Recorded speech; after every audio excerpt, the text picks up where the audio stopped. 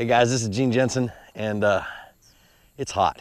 I mean, the sun has barely peeked over the clouds. It's already 80 degrees here in White Springs, Florida at BMville. And I'm on a little lake called Scotts Bay. It's one of their newer lakes. And I'm just gonna go fishing. I'm gonna take you guys with me. I'm gonna let you dig into my head, or we'll see what runs through my head while I try to figure these fish out. So I'm gonna try to do it without a fish finder. We'll see.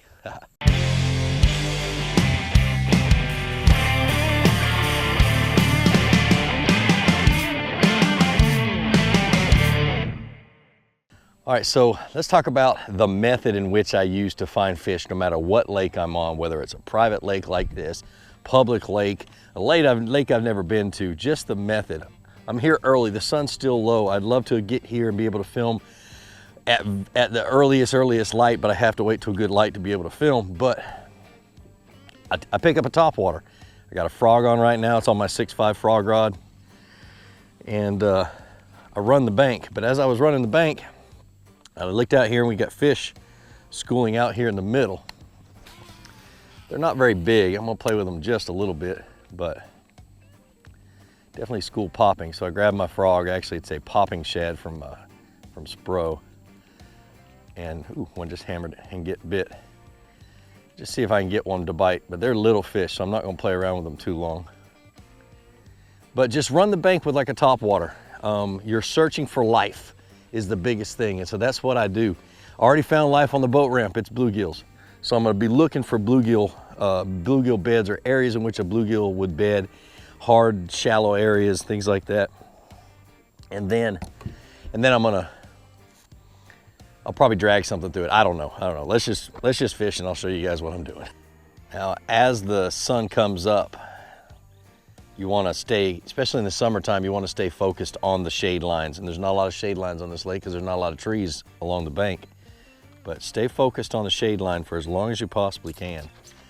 And the bass will tuck in there. But as the morning progresses, there becomes fewer and fewer bass in those shade lines because there's less and less shade.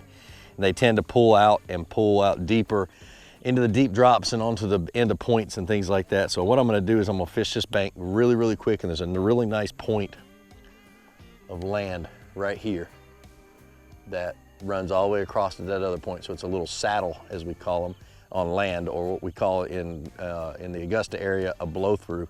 And they like to stack up on that point. And I'm gonna crank it and drag a soft plastic, do all kinds of stuff over on that point. But I'm gonna fish this bank, this shade edge real quick, as fast as I can. Oh, I freaking wasn't paying any attention.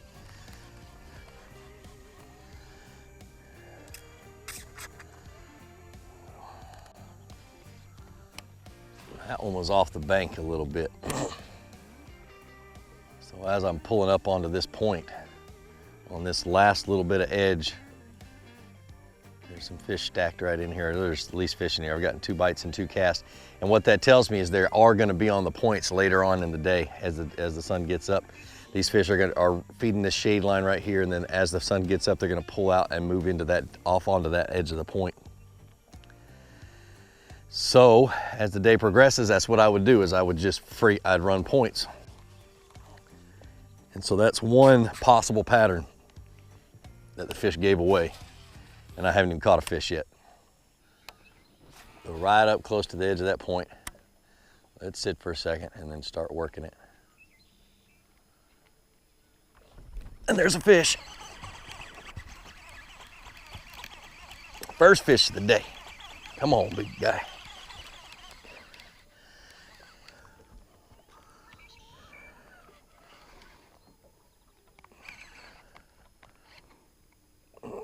Ooh, yeah.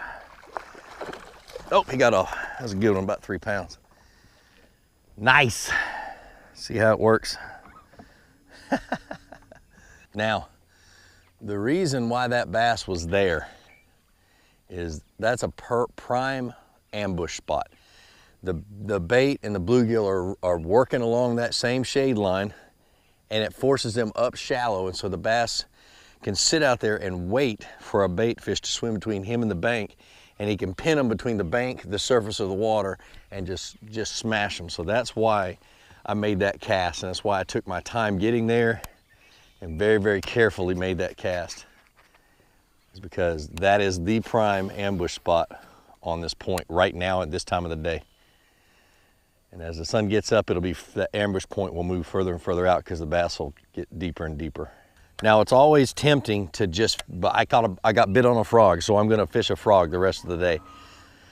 You don't wanna do that. You don't wanna pigeonhole yourself. I'm picking up a crankbait, I'm throwing out a little bit deeper. I'm gonna crank this point. I'm gonna try to bounce the bottom. If this crankbait, which is a kind of a shallow running, flat-sided square bill that Bomber used to make, they don't make them anymore, but if it wasn't hitting the bottom, I would switch to something that dove deeper and deeper. But I'm trying to match bluegill because the bluegill are spawning. But there's tons of shad in this lake too, so if I match shad, it'd be good too. This little grass, nice. Now I remember why I didn't like to fish this thing too much. It doesn't cast very well, but it's a good crankbait. I've caught a lot of fish on it. I'm up on another one of these points, but it doesn't have a lot of brush or grass or anything on the top of it, so it doesn't have anything for the bass to hide in, but still a point. So I'm gonna throw a frog up on it in the shallow, shady area, and then I got fish schooling out here in the middle. And whenever you're on a lake and the fish start schooling, crap, I know the sun's in your eyes, guys, I'm sorry. But, and the fish start schooling, I always have a schooling bait close by, and I'm gonna see if there's any big ones in that school before I waste my time reaching down and grabbing my schooling bait. But some of my favorite schooling baits are, of course, a spook or a walking bait, and the other one is a spy bait. So I grabbed a spy bait and tied it on my spinning rod, and I may have to try to catch one of these little ones. Of course, I need to change my boat angle for sun. All right, so I got a couple of things going on right now. I got fish schooling all over the place. Just a little bit out of casting distance, and I'm not going to chase them around. I learned, I've known for years, and I've had a lot of experience chasing schooling fish, and you really don't want to waste your day doing it. What I do is I always have something what I call locked and loaded. On my deck, I've got I'll show you. I got a spinning rod, and on the end of that spinning rod is a Duo Realis spy bait. And I always have that thing ready to go and make a cast at whatever fish schools near my boat. If I waste a whole lot of time chasing them, you just don't catch as many if you're chasing them, because I don't know if the trolling motor scares them or what, but if they come up around your boat, just make a cast at them. Just be ready for them. So I switched over to a good search bait that I have a lot of confidence in. And as soon as I get it in, because I have it on a 6:3 to 1 gear ratio reel, or 6:6 to 1. But anyway, so I've switched over to a flat-sided square bill. This is a Spro Little John. Small, the bait's small, so I'm fishing with a small bait. And I'm literally just gonna crank the bank and cover water. See, we got them fish schooling about 100 yards away in that little pocket. I'm not gonna waste my time, but another bait I'll have tied on will be a spook, or a clear super spook junior. See, like right there? These aren't big fish.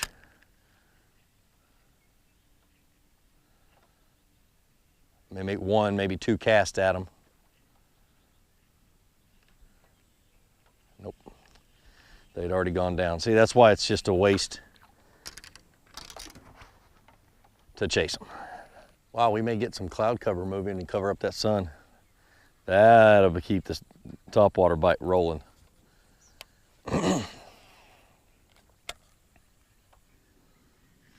Got him.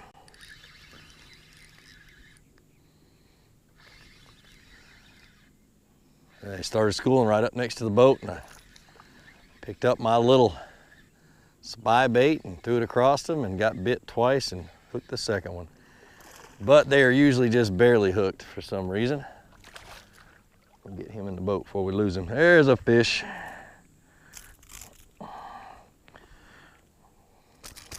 Come on, bro, I'll help you out.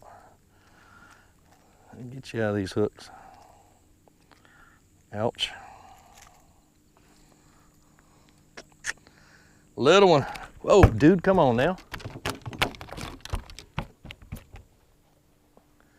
Let him in the water before he flops some more. So that's one. Let's keep fishing. Oh, that's a good one. Or he just hammered it. I think he just freaking annihilated it. I thought he was a big one.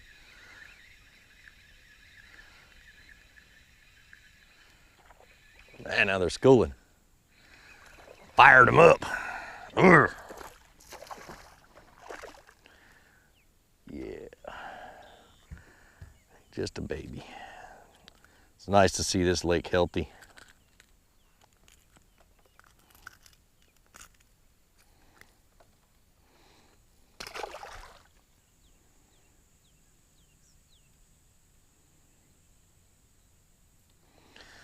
All right, that's enough chasing little schooling fish. I'm going after some big ones.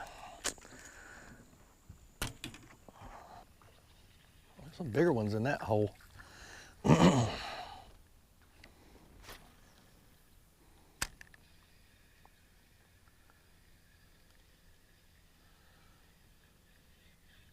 Got him. Oh, got off. Got another one.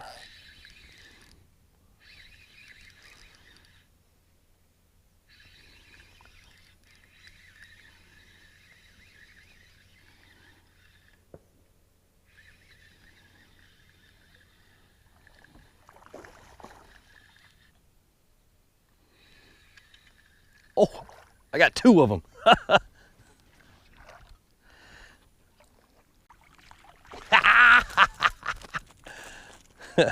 That is one advantage to schooling fish.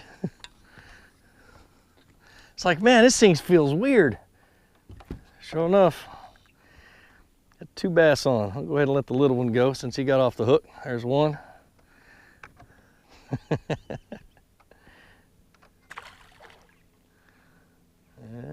And there's two. I don't do that very often. That's only the second time in my lifetime that I've caught two on a bait.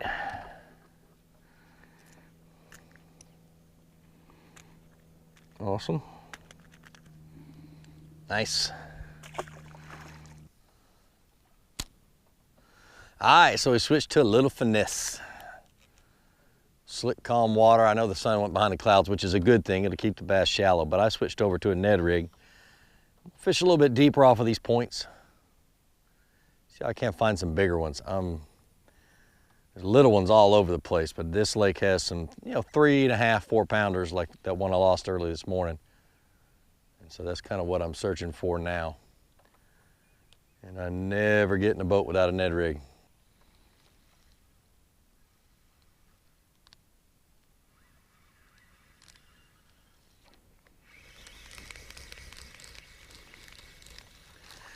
Threw up there, I was like, this has gotta be a bluegill. And it is. We got some bluegill bedding right up there, so that also means there's bass in the area.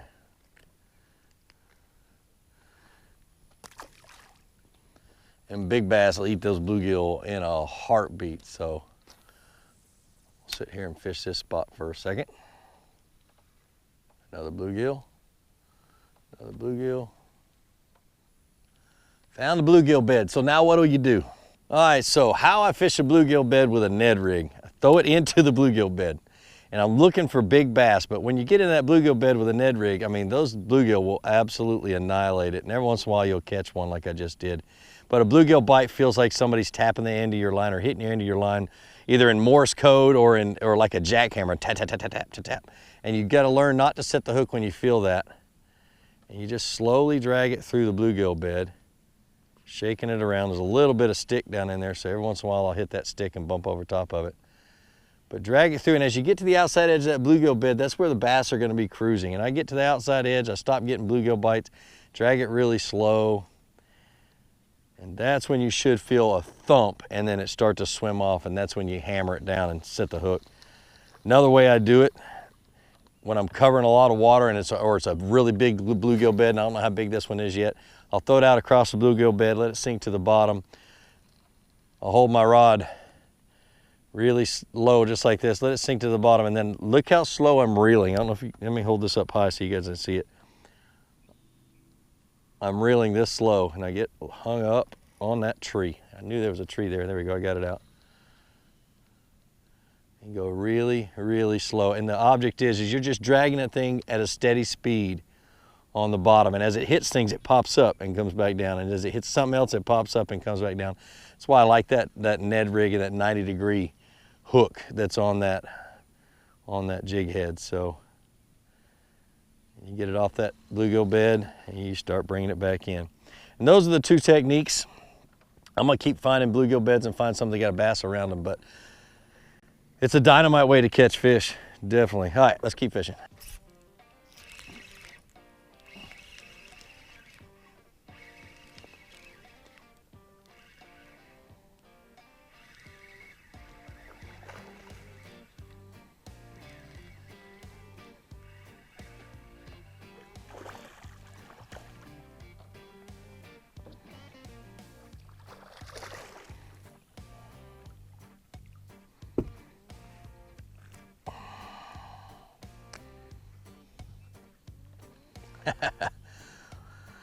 Nice, nice, nice. I just love figuring them out.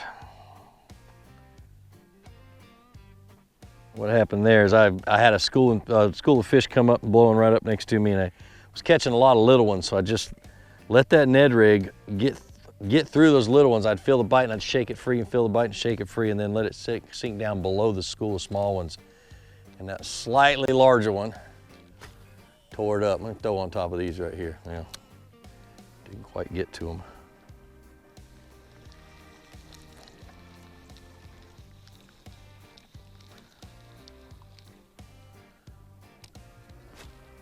There we go, that'll get them. Let it sink, let it sink. Watch your line as it's sinking.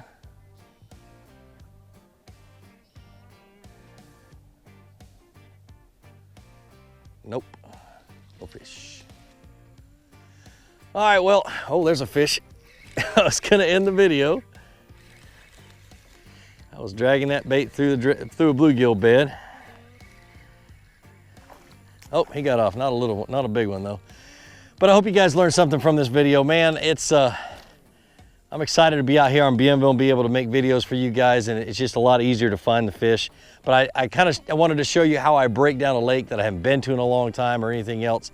But when you first get to a lake, just run the bank. Try to find life is the biggest thing. Try to find bait fish. There's plenty of life in this lake, but try to find a pattern. And I love points. I almost always hit points first because they're ambush spots, and that's where I caught that big one. But like I always say, be sure to introduce somebody to fishing. Introduce them to my channel. Let me help you teach them how to fish. More importantly, get out on the water, go ahead and catch some fish, and have a great day. We'll see you.